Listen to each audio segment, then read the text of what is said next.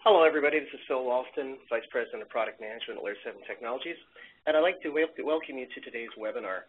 Today we're going to talk a little bit about mobile applications, their implication on the enterprise architecture, and a customer example of one application involving a mobile deployment for an app for a company, as well as an overview of some products we think at Layer 7 could help you get there. Today should be an interesting webinar, and I hope everybody has lots of questions, and we'll be dealing with those at the end. Just a little bit of housekeeping first.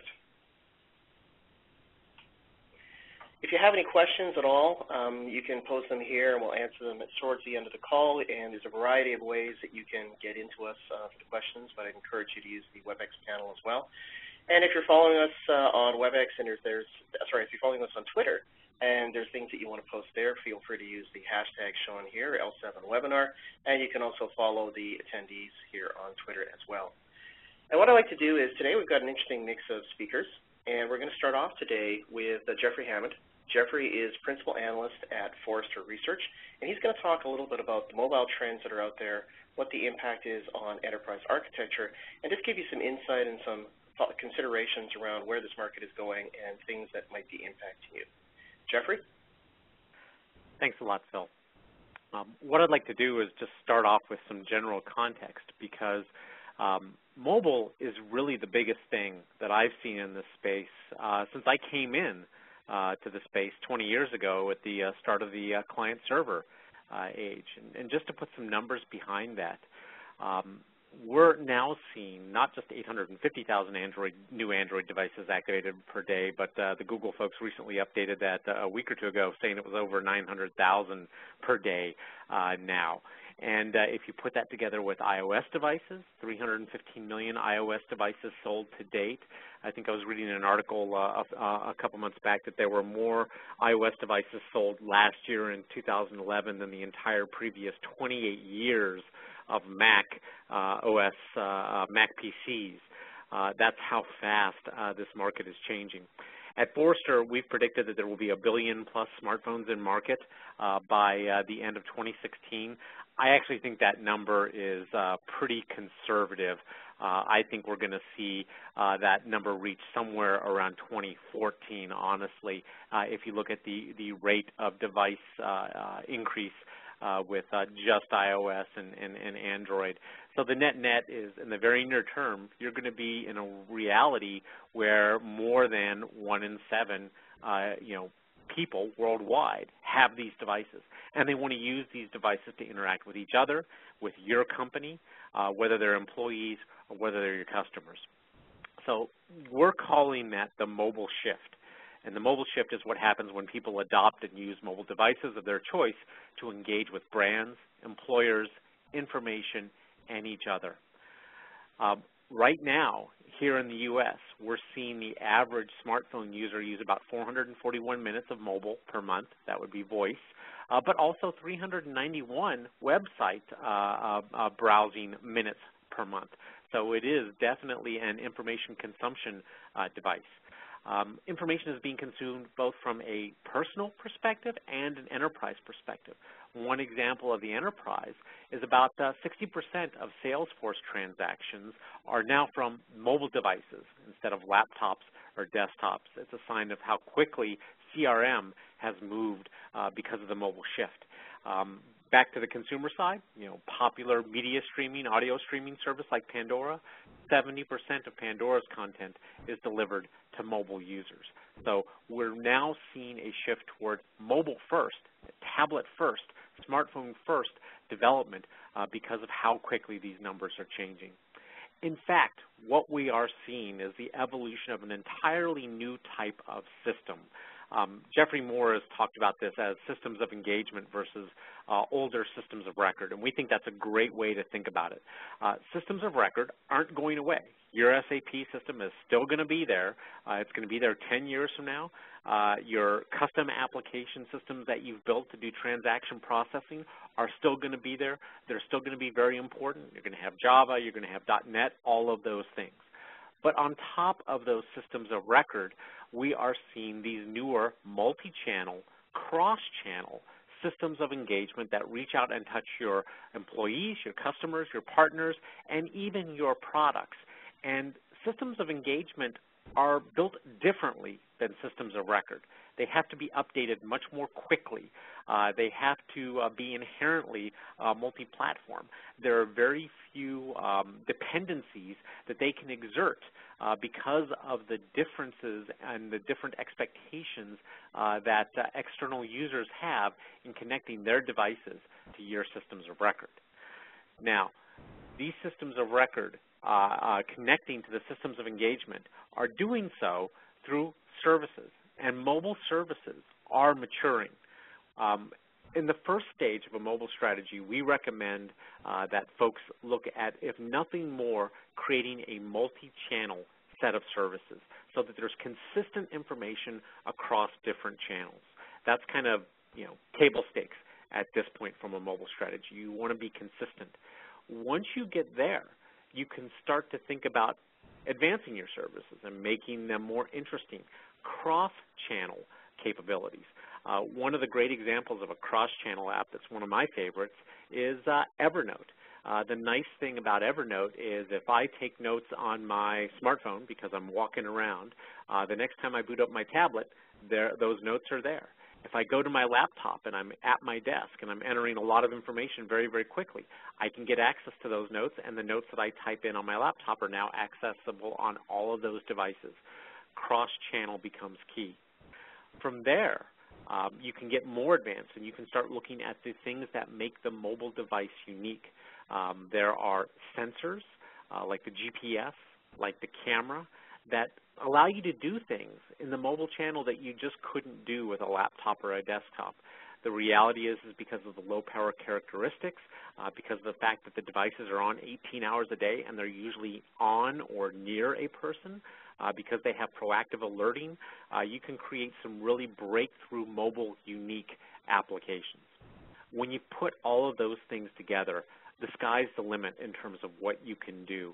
And using context is going to be really the future of this mobile-first development strategy. So let me talk a little bit more about context, because when you get it right, you create apps that are really simple and really sticky and things that make your users and employees want to continue to interact with your systems.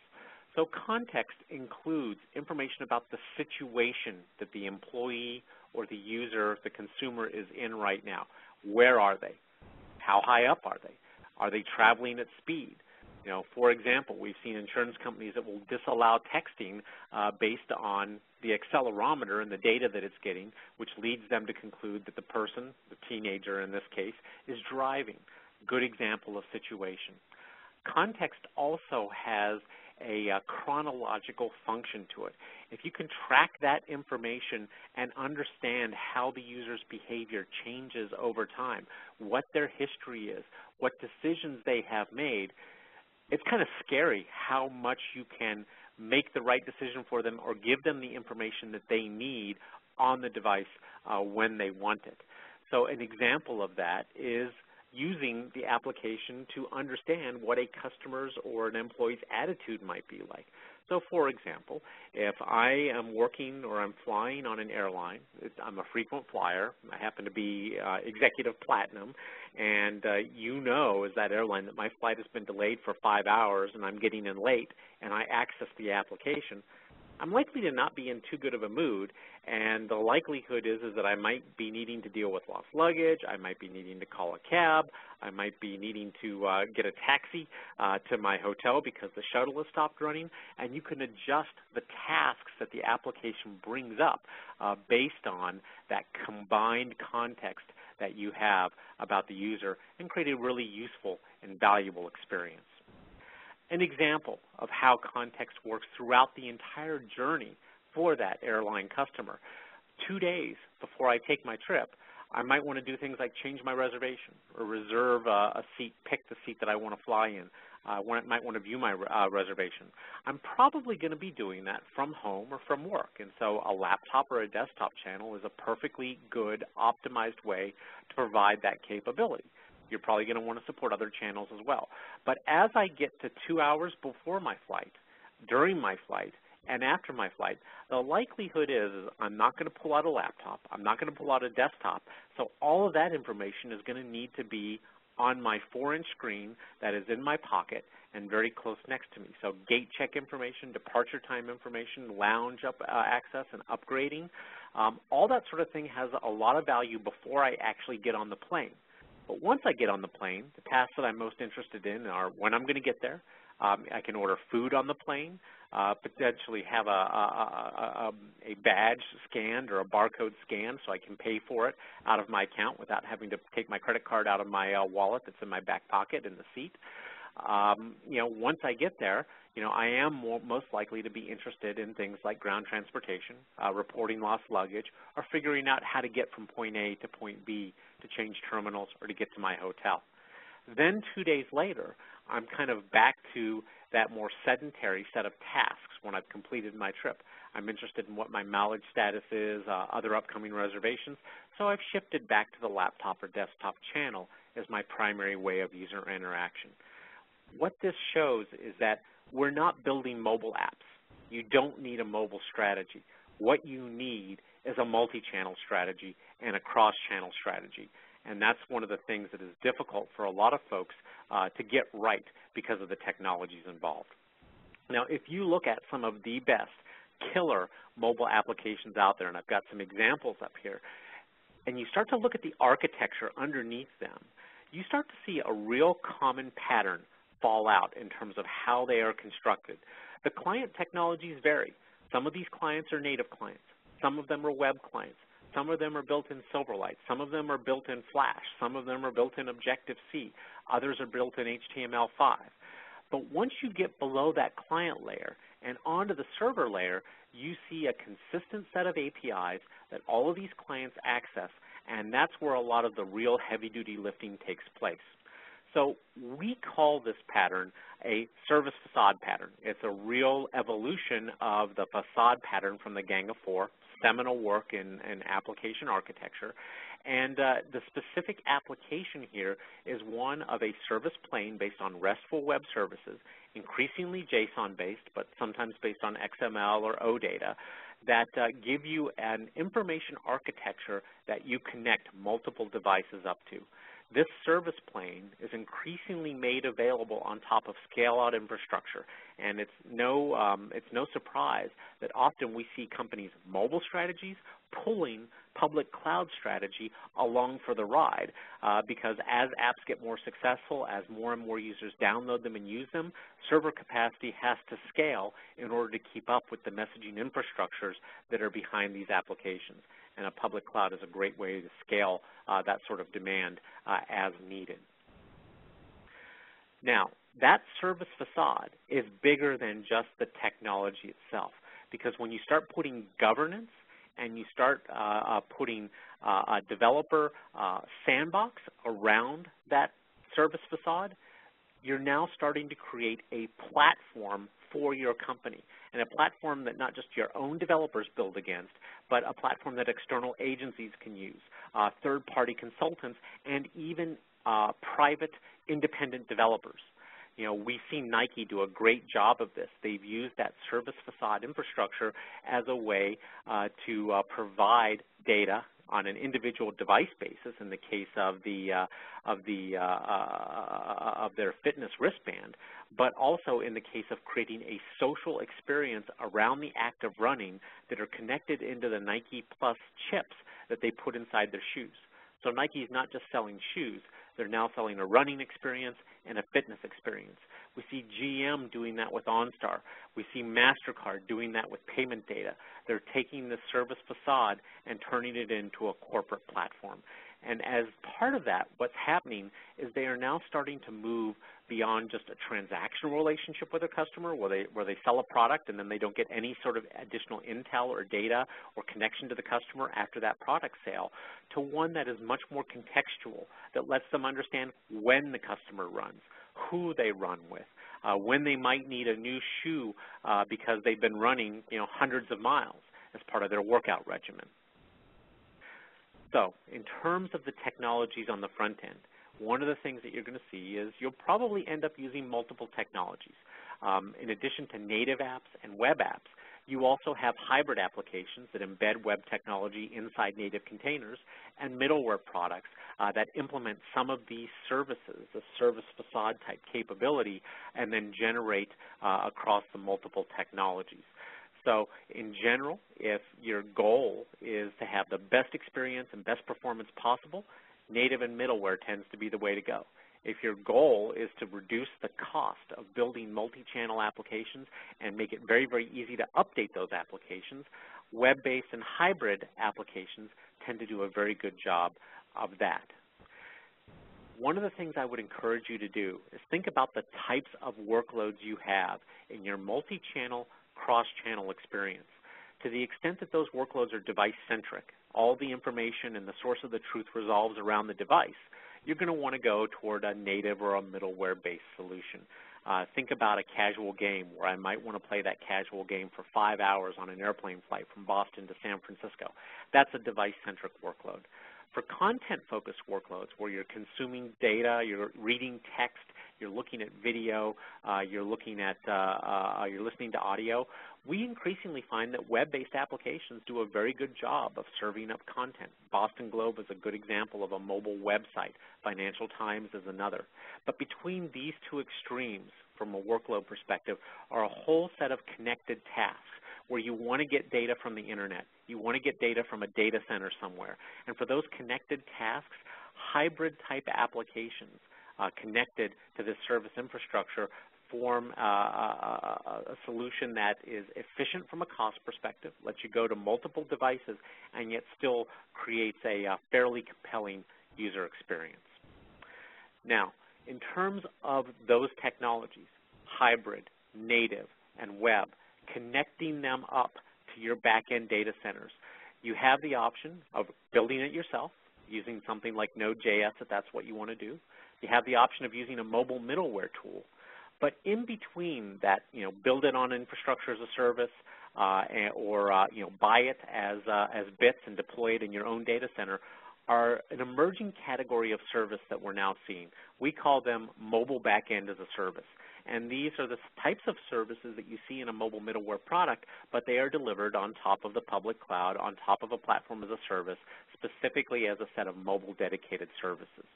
Now, at the most basic level, what we see with a mobile backend as a service is something that allows you to design the information architecture that is on the back end of all your mobile applications and expose that information architecture as a set of RESTful web services.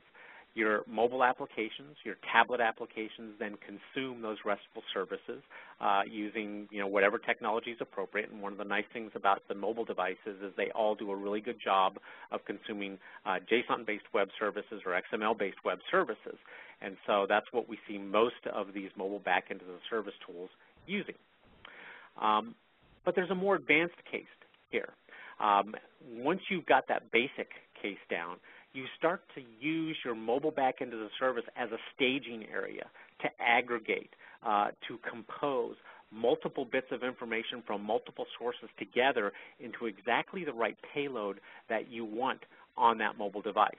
So you might add user identity as an example. So who can log into these services, who can get the information, and under what circumstances do they get access to that information. You might also add analytics into that backend as a service. So who's using the applications, when might the applications be crashing, or when might they be leaving the applications?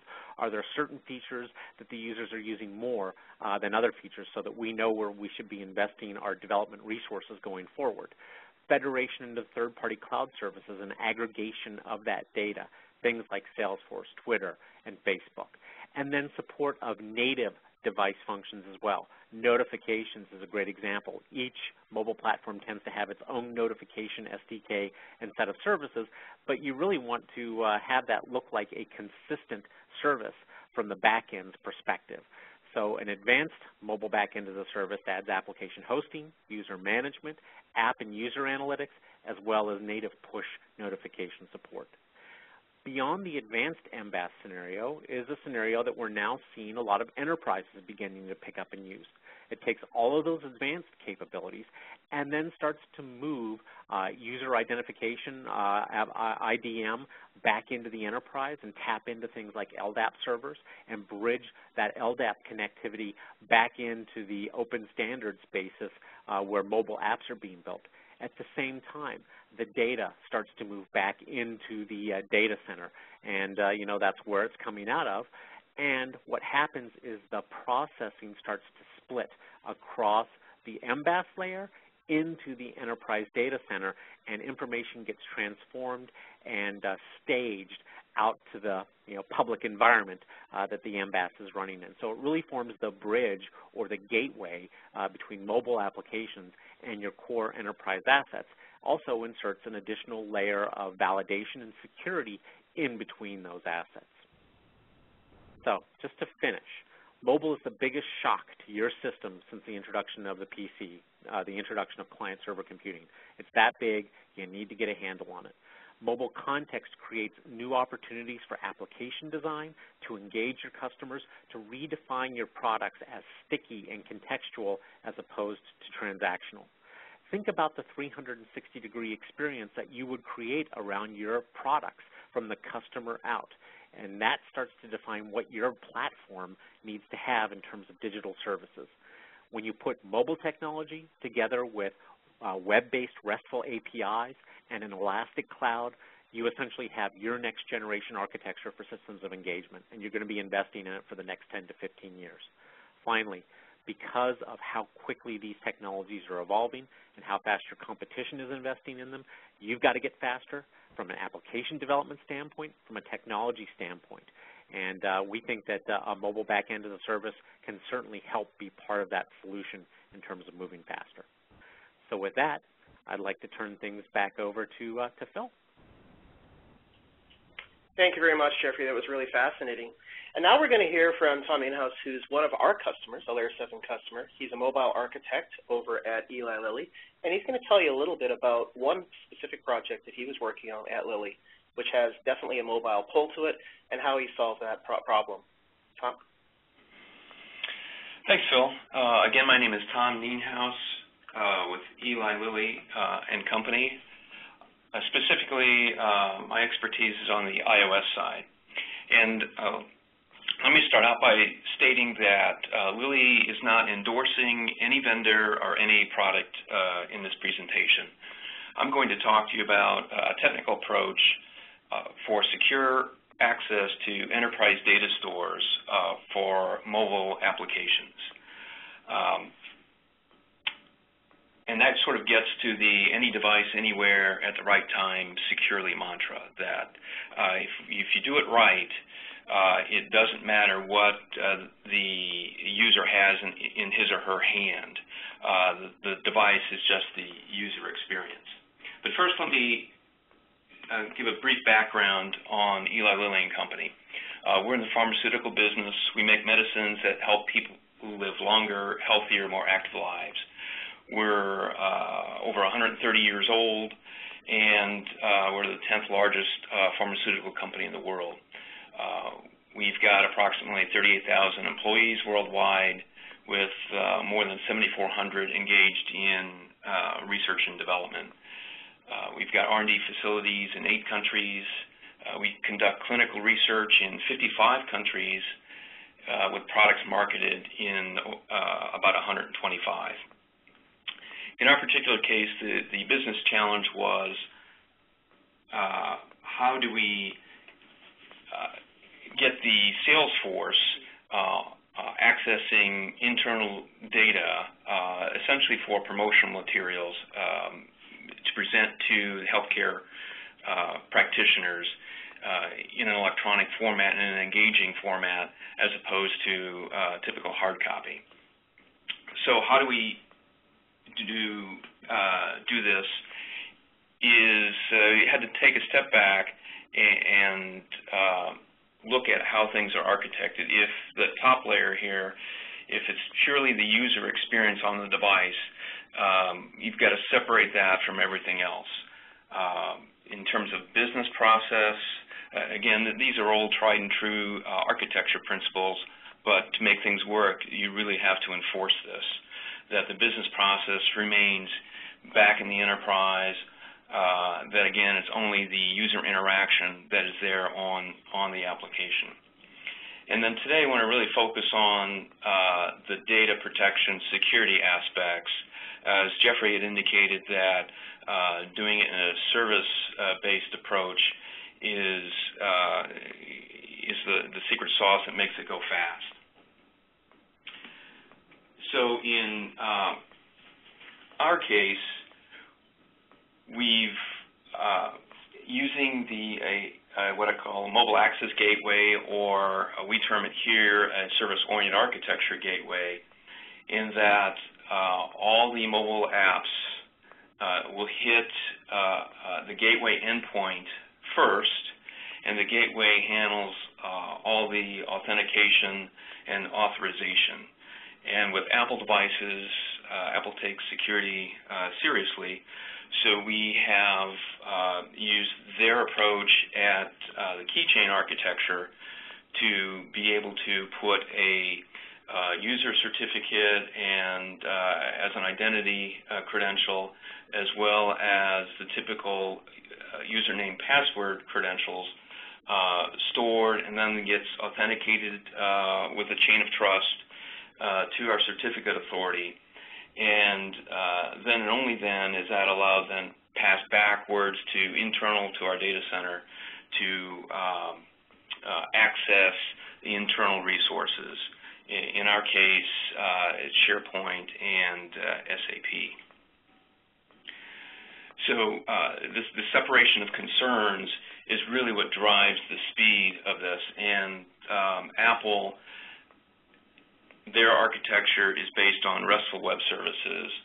So we use the gateway to translate REST to SOAP calls for those systems that use that internally.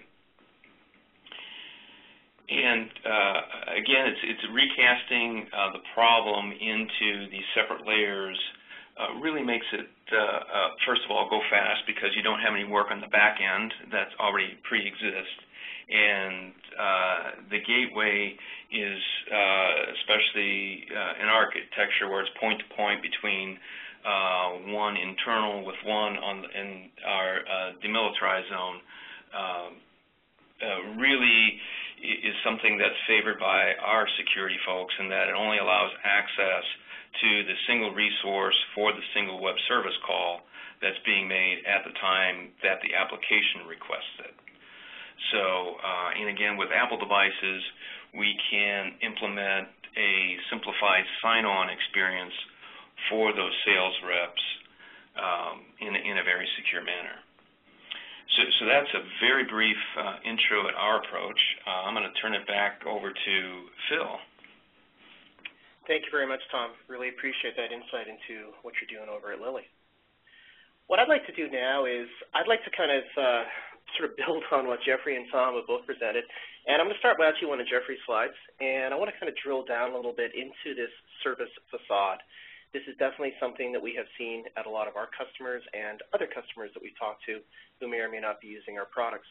And I'd like to kind of drill down into what the requirements are in the service facade, some of the ways that you could actually approach that, and almost mostly what the net benefit really would be. So starting off, drilling down into this, I think the key areas to address here that we've seen kind of sort themselves into multiple categories, and I think both Tom and Jeffrey have touched upon some of these, possibly using different terms. And those are identity, security, adaptation, optimization, and integration. And those are all areas that you have to address in the service facade if you are an enterprise and you are beginning to expose applications to the mobile world. And I want to come back to that again as well, because I think Jeffrey said something very salient about the relationship between the deployment of mobile applications and a cloud-based strategy as well. First off, let's start with identity. Obviously, as Tom indicated in his presentation, when you're dealing with sales reps, you have to authenticate them against some authoritative source. That's likely going to be some form of corporate identity management system that you already have an investment in. That could be everything from a single sign-on system like SiteMinder or Utility Access Manager, or it could be a SAML-based STS or something else that you may have deployed. We have customers that have also built their own OAuth 1.0a and OAuth 2 implementations as well. You also need to often create, consumer-driven policies around access, and I use those terms quite loosely. That can be both authentication and authorization, and they may be specific to not only the end user of the information, the person, the human being or application interacting with your organization, but also the application itself, because the application may have specific limitations depending if it's a native application or a hybrid application or just a pure web-based application, as well as device-specific information that you may want to track. Some of that device-specific information, we have seen several of our customers very interested in things like geolocation.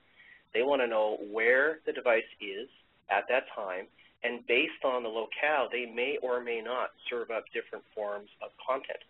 There may be information in the message itself coming from the client side that gives an indication as to what information should be shared out, or for that matter, maybe helps form the basis of an augmented identity around attribution. And the same thing around networking attributes as well. It's quite possible in some secure applications, we've seen this actually on the gaming side of some of our customers, where they can't actually allow a customer of theirs to deploy or actually use an iPhone-based game if they're in a very specific geographic location that's defined via networking, because they found other methods could be spoofed. There's also some mundane things you may have to do, and I show PKI kind of on the bottom of this chart. You may actually have X509-based certificates that you actually have to deploy out to some of these applications. That sounds maybe a little old-fashioned and maybe is not common across all of our customers, but certainly a lot of our customers in banking and also in the federal government space have told us that they have to be able to use pretty much any form of token, any form of identity management with these mobile applications, and therefore you have to somehow extend that out to those mobile users. Another fundamental concern is, of course, and I think Tom talked about this with some degree of length, is security. Simply firewalling these mobile applications. The service facade should fulfill some of that for you. Now, obviously, you're going to have network-level security, the standard kind of protections you're going to have in place from your routers, your switches, and some of your load balancing products. But you also have to be able to protect the APIs themselves that you're exposing against web app-specific exploits, maybe iOS-specific exploits, or any other forms of exploits that could either be used to gain leverage internally in one of your systems, but more likely actually be used to run a denial of service attack. And one of the things that you find out very, very quickly when you're deploying mobile applications is that the customer experience, the end user experience, the latencies associated with how information gets pulled down or pushed up is really, really important. And while a denial of service attack may not take your service down, it could result in a less than ideal experience for your customers. Things like proxying streaming protocols around HTML5, things like WebSockets, and even XMPP, which are specific to messaging. That's important as well, because somehow you have to get those streaming protocols into your back-end infrastructure, which may not be set up to handle that. And that starts leaning a little bit more towards some of the rich media type interfaces, but you may not actually be streaming rich media. You may actually just be streaming continual updates of some information, for example, a stock ticker that might be on your application. Or flip it around on the other side, and what Tom was talking about, maybe being able to handle push notifications to the iOS notification service. So those are all considerations that you have to factor into the firewalling. You have to be able to firewall that effectively, but also make sure that you don't contribute to the overall latency. Enforcing privacy and integrity, that's a very big deal for a lot of our customers, is that whatever information is floating around has to be integral, it has to be signed, has to be validated, and you want a relatively strong cipher suite to do that. And that's also extremely important that you have strong crypto, or at least the ability to access that. And then the messages themselves, strict data validation. The last thing you want to do is start passing down either malformed data or potentially poisonous data to your back-end infrastructure. That's going to slow your infrastructure down. You should be dealing with that as close to the edge as you possibly can, and the service facade would be a really great place to do that. Adaptation, and I think this comes back to just the general theme today. None of us have greenfields. We all have various forms of back-end systems. We always have various forms of APIs. And I think that's really important to consider. So you have to surface legacy applications and data as RESTful APIs. And I think that was what Tom was speaking about very specifically. Something as simple as, SOAP to REST and REST to SOAP. If you've made an investment in a service-oriented architecture on your back end, you have to be able to find a way to float that out there so it can be consumed by the clients or maybe even the developers of those applications. Languages and approaches like Node.js and Curl and Python and Ruby, scare the bejesus out of most enterprise architects. They don't like hearing about those kinds of things. But that's exactly what people are developing some of these mobile applications in. Be they web-based, hybrid, or native applications. It's kind of a different paradigm out there. And if you really want your mobile applications to be successful, and if you want to be able to, have a rich experience or be able to find contractors maybe to develop those applications, you have to be able to expose the data in different formats. You have to be able to expose it via different APIs. In some cases, you may even to create brand new APIs out of whole cloth. In that case, you don't want to have to do that on the back end and force a lot of changes into your back end systems. What you want to do is you want to be able to recompose existing APIs to make them specific to applications, specific to devices, and in fact, what we call virtualize those APIs inside the service facade. That is, they don't really exist, but the service facade is somehow presenting those to the outside world. The corollary to that is even orchestration. In some cases, an application that you may have multiple steps in that whole process.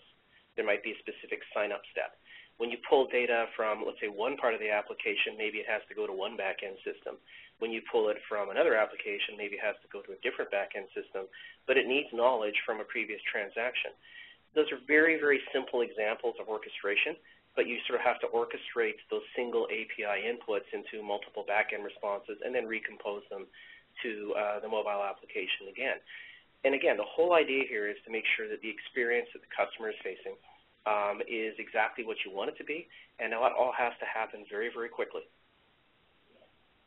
Optimizing. This is a really interesting one that a lot of our customers are always concerned about, which is it's one thing to deal with a few mobile users. It's another thing to deal with lots and lots of mobile users, especially if that traffic tends to peak.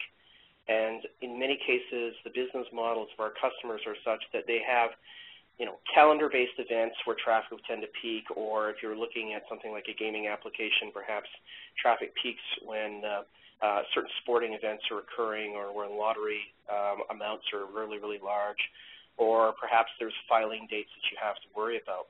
So one of the critical things you have to do is to be able to tune the back end or tune to the back end. And the service facade, again, is a really good place to do that. Standard queuing theory that we all learned in school is that you should always buffer as close to the edge as you possibly can or close to the requester as possibly can. So caching calls to and from those back-end systems can be very important. Caching is always a double-edged sword. You have to be careful that you're caching data that you can afford to have somewhat stale. There's a lot of talk today about eventual consistency.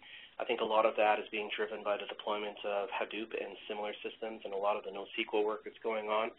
But in fact, a lot of that's been around for quite some time, and understanding when you should or shouldn't cache data is very, very important. Certainly, that kind of goes hand in hand with the next point, which is around compression. Certainly, when you're dealing with things like media-based APIs or media-based content, there's a number of factors that come into play. One would be potentially caching some of that content if you know that you can afford to do that. Others would be, in fact, compressing that data to ensure that you're utilizing the minimum amount of bandwidth, but also trying to do that with the lowest possible latency. And even the last point on this sidebar, which is around prefetching content. So you know that someone's going to be watching Chapter 1 of a movie, so logically you probably should be, pre-caching or prefetching item or Chapter 2 of that movie as well. And aggregating, multiple front-end calls that might be very, very small into some composed back-end call could also be important to help keep your transit time down, help scale up properly, and again, while controlling that ever-precious latency. Integration is a real key point that a lot of enterprises are having to deal with today, and this really speaks to Jeffrey's point that, the mobile deployment of applications is in some cases dragging people's cloud strategy along with them. And, you talk about hybrid applications in terms of applications on mobile devices that may be a mix of native app and a web-based app, you can kind of think of that as also true sort of on the back end. Now, I know I've shown this on the front end here, but really what this is about is that you might have clients requesting information that would require you as an enterprise to call back into things like Salesforce to pull out specific information, specific data. You may even have applications that have to interact with social networks. Now, in some cases, those social networks, you may have the interaction for authentication purposes, for example, maybe an OAuth token or something like that. But you may also be leveraging that as a marketing tool or as a tool to connect better to your customers. Jeffrey talked about this at length, how you're changing the relationship you have with the customers. You're understanding more about what they're doing with your data, what they're doing with their applications.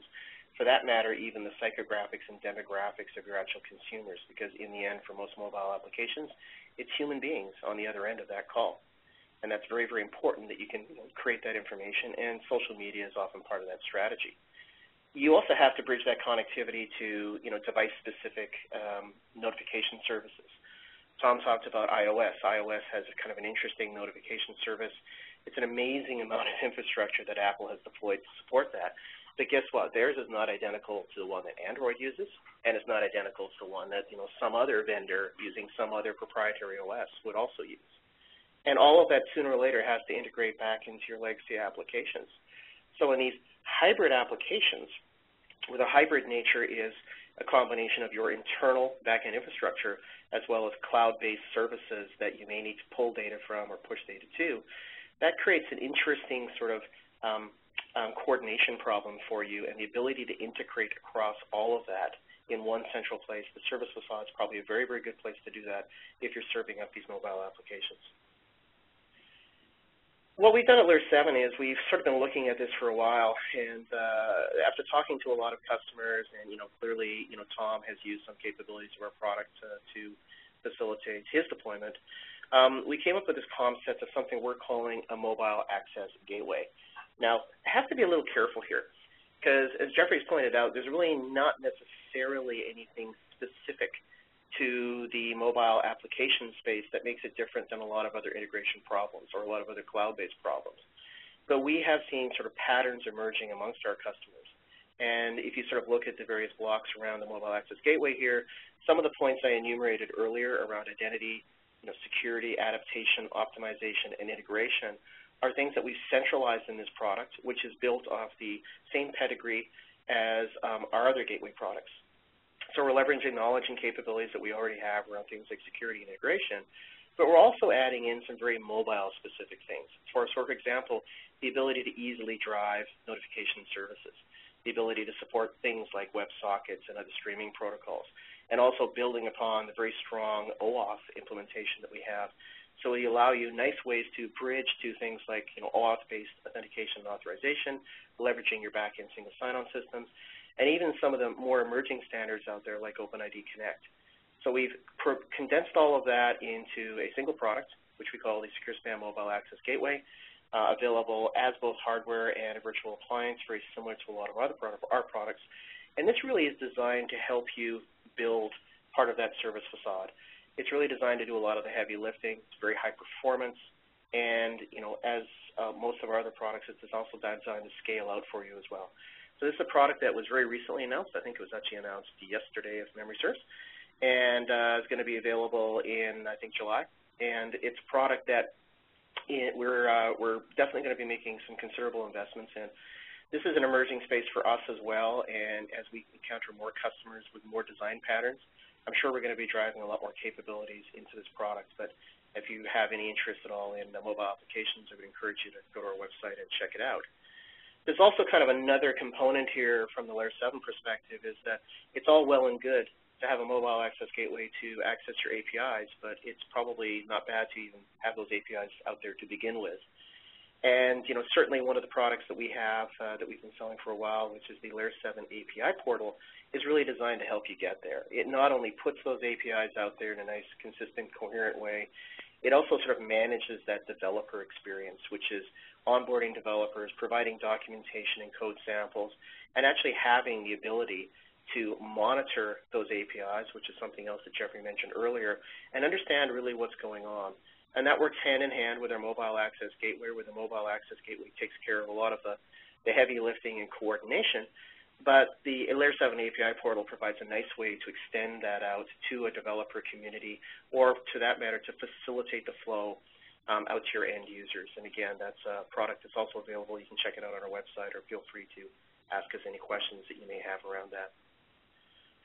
I want to close my section of the presentation off with pulling out an observation, or a conclusion perhaps, that Jeffrey made, which is that mobile plus APIs plus cloud is your next generation architecture.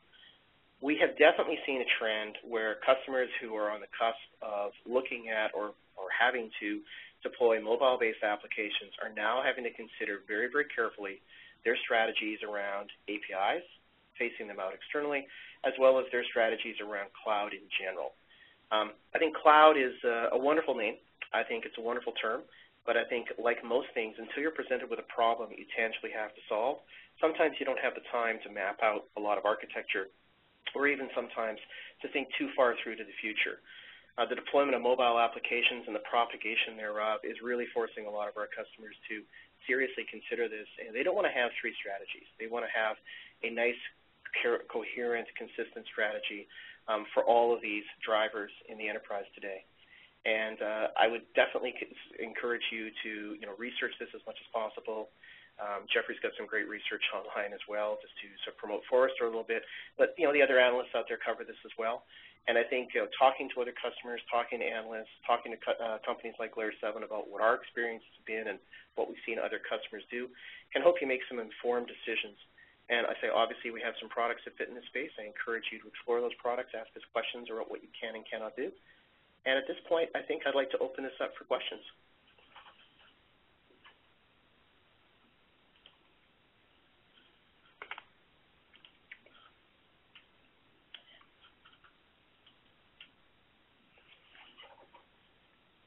So it looks like we have a couple of questions. So let me deal with one of them right away. This is a question that looks specific to Layer 7, saying we have purchased the SecureSpan gateway with the most mobile access gateway. Does that mean we have to buy new devices? The answer is no. You don't necessarily have to buy new devices. If you have gateways which are deployed in your architecture that could support the mobile applications, these new capabilities that we're introducing being driven by the mobile access gateway will be available in those products as well. And really the mobile application gateway is just a way for some of our customers perhaps who either aren't using our product or who want something that's a little bit more tailored for the mobile space to sort of get those capabilities in a single product. So you'll see some new features coming out in the future, and those will eventually be available for you on the SecureSpan gateway product. There's a couple other questions I'd like to deal with. One I think I'm going to sort of target over at Jeffrey. And the paraphrase of the question would be, are there standards emerging or not that we need to watch in this space? And I would sort of augment that by saying, from my perspective, are there standards emerging or not that are out there that are going to make providing or facilitating some of this mobile growth easier or harder? And I was wondering, Jeffrey, if you had any opinions on that. Yeah, I think from a standards perspective, probably where we're seeing the most heat and light is in the security space. You mentioned OAuth, you mentioned OpenID Connect. You mentioned, I don't know if you mentioned SCIM or not, but that's one that we're watching, even UMA. So security is probably that area where you want a lot of standardization. In terms of de facto standards, we're seeing a lot of people use things like PhoneGap as a hybrid container to build hybrid apps. We're certainly seeing JSON used as a de facto standard payload for RESTful web services. Some other folks are using OData as a de facto standard. And then there are the standards that are around HTML5 itself. So you mentioned WebSockets. Right. I do think that we'll see things like IndexedDB eventually go side by side with that. We're tracking things like the device API. Security first, and then de facto standards for construction, and then W3C standards are the ones that I'd be tracking. Right. Okay, that's great. Yeah, that sort of mirrors some of the things that we've been hearing. SCIM is definitely something that we've been hearing about. I don't think I did mention it. I think there's a pretty long list of standards and specifications, like I say, that are emerging out there, and I think you're right. I think it's whatever works for the purpose. There's another question out here, and I think I'm going to send this one over to Tom. And I think the best paraphrase of this would be, for Eli Lilly, how did regulatory and statutory issues around privacy or the flow of data, kind of impact your strategy around the application you were trying to support? Yes, so this is Tom. Good question, yes. So obviously as a pharma company, we are regulated in every country that we sell products in. So first of all, from a device perspective, all the data must be encrypted on the device. And in Apple's case, whether we develop apps internally or have one of our creative agencies do that for us, that the data must use the data protection APIs. In terms of the gateway implementation, that was really one of the security is the primary driver in terms of the data communication is over TLS, so it's encrypted, and part of the reason for putting certificates on the devices and authenticating at the gateway level is to do all that heavy lifting for us. So we use X509 certs and have essentially multi-factor authentication requirements. So, and then once it gets inside the enterprise, then our traditional, security approaches prevail. But, another advantage of doing things at the gateway is that our typical, password expiration policies, et cetera, can remain in place and be managed from those systems that are currently doing that today. And the end user is,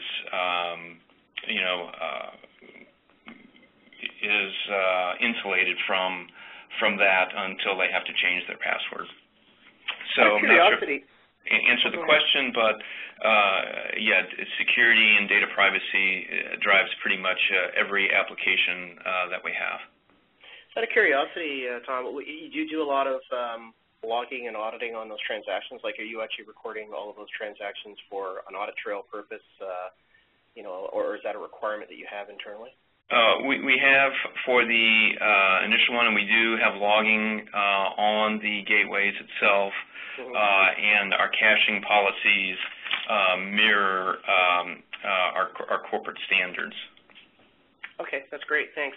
Yeah, another example that I've seen coming out from a variety of different customers is similar concerns around data privacy, especially in very specific countries. And if you're dealing with financial information or personal information that would tie back to a social security number or some kind of national identity, depending upon what part of the world you're in, there's some very specific requirements around how that data is treated. And I think, as Tom pointed out, encrypting that data and protecting it from tampering. But there's also sometimes some interesting requirements around, I think I touched on this from a gaming example, but around geolocation. I think one of the terms often used is geofencing, which I think implies that there is a boundary that you can or cannot do something within or without. And I know that some of the mapping data companies out there are looking at that very, very closely. Geolocation is a tricky thing to do with some of these mobile devices because depending upon the actual API or service that you're using, the geolocation may or may not be relatively accurate. And in fact, there's been some examples of how you can even spoof that information. So, one of the things that we've noticed is that you kind of have to take one or multiple approaches there and somehow rely on those services and understand that there might be some tolerance there you have to live with. Yeah, this is Tom. I have another comment on that, and I think you'll see this as Apple moves towards iOS 6, that they've redone their privacy APIs, and now for anything that's uniquely identifiable, the applications must get the consent of the user. So in regards to location, email, or contacts / address book, and even photos, since photos contain metadata on location. That's interesting. Yeah, I didn't realize the photos were part of that as well. I think another interesting implication of iOS 6 is the integration, or even tighter integration, of social networking into the operating system itself. Because in the past, if you had, for example, the Facebook application, that was, fairly well insulated from other applications on iOS. And Apple does a very good job of kind of having these sort of sandboxes that you can't share data between. But with the integration of things like Facebook, that opens up another interesting set of capabilities, I think, around things like, OAuth-based authentication. And it's going to be fascinating to see how our customers either, leverage that or don't leverage that, as the case may be, in order to do things like, facilitated sign-in or, even understanding what sort of application a particular user may want to interact with. So we're looking forward to kind of seeing where all of that goes as well. So we're at the top of the hour, and what I'd like to do now is close down the webinar for now. I'd like to remind everybody that we do have an upcoming webinar. The next webinar we have coming up is on July 12th, which is how to run successful hackathons for your open APIs. And you can sign up on the Layer 7 website at layer7.com/webinars. And again, if you have any questions based on either the live webinar today, or if you're listening to this as a replay, feel free to reach out to Layer 7. We have contact information on our website. I'd like to thank Jeffrey and Tom for some really interesting content. And I learned a lot today, and hopefully everybody else did as well. So everybody have a good day, and take care.